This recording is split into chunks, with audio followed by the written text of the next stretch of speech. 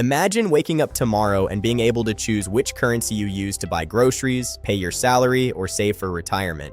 Not just dollars, euros, or yen, but privately issued money from competing companies, each fighting to offer you the most stable, trustworthy currency. Sounds radical? In 1976, Nobel Prize-winning economist Friedrich Hayek said exactly that in his groundbreaking book, The Denationalization of Money. Written at the height of 1970 stagflation, sky-high inflation, rising unemployment, and collapsing faith in government-managed money.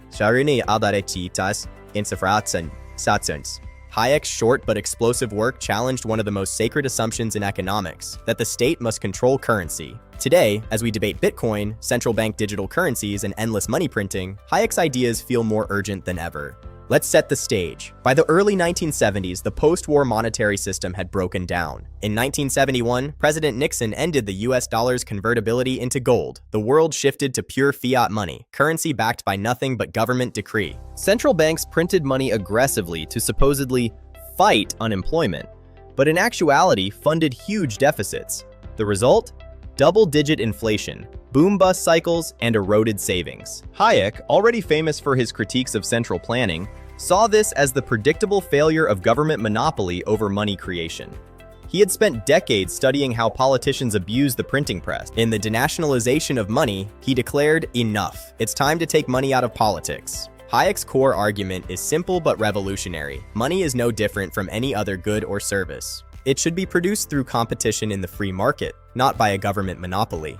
For over 2,000 years, states have claimed the exclusive right to issue money and enforced it with legal tender laws. Hayek called this a disaster. Governments don't create stable money out of benevolence. They inflate the supply to finance spending, win elections, or avoid tough choices. The result is chronic inflation, destroyed purchasing power, and the business cycles that wreck economies. Hayek didn't stop at criticism. He proposed a radical alternative: complete denationalization, remove all barriers. Let private banks, companies, or even individuals issue their own currencies. Abolish legal tender laws so no one is forced to accept any particular money. Competition, Hayek argued, would do what central banks never could: deliver sound money. Issuers would compete on stability. An issuer that overprints would lose customers overnight and go out of business. Self-interest, not government rules, would discipline the system.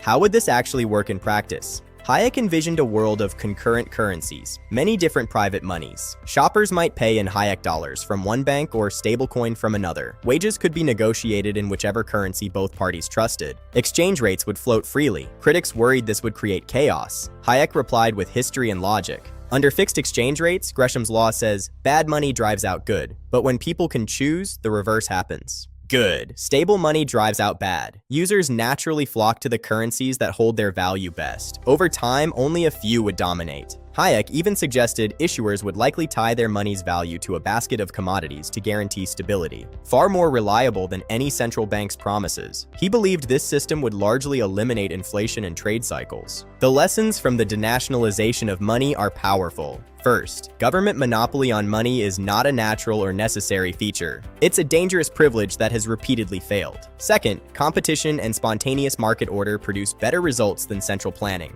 Even in something as fundamental as money, self-interest, properly channeled, protects savers better than any politician's intentions. Third, sound money is the foundation of a healthy economy. When money loses value unpredictably, contracts break down and investment stalls. Hayek wasn't naive. He knew the transition would be messy at first, but he was convinced the long-term payoff was worth it. Stable prices, honest government finances, and true economic freedom. He even refined the argument in 1978, sharpening his case. So what does this mean for us today? Central banks still print money at historic rates. Inflation quietly steals wealth. Meanwhile, cryptocurrencies and private digital monies are experimenting with Hayek's exact vision: competing currencies chosen by users worldwide. Hayek's message is clear. We don't need better central bankers. We need to stop trusting them with a monopoly in the first place. The market can provide the stable money that governments never have. Friedrich Hayek offered the bold, market-driven cure. The question is, are we finally ready to listen? Thanks for watching. If this video sparked your interest, pick up Hayek's book. Like, subscribe, and share your thoughts below. What currency would you choose in a truly free market? See you in the next one.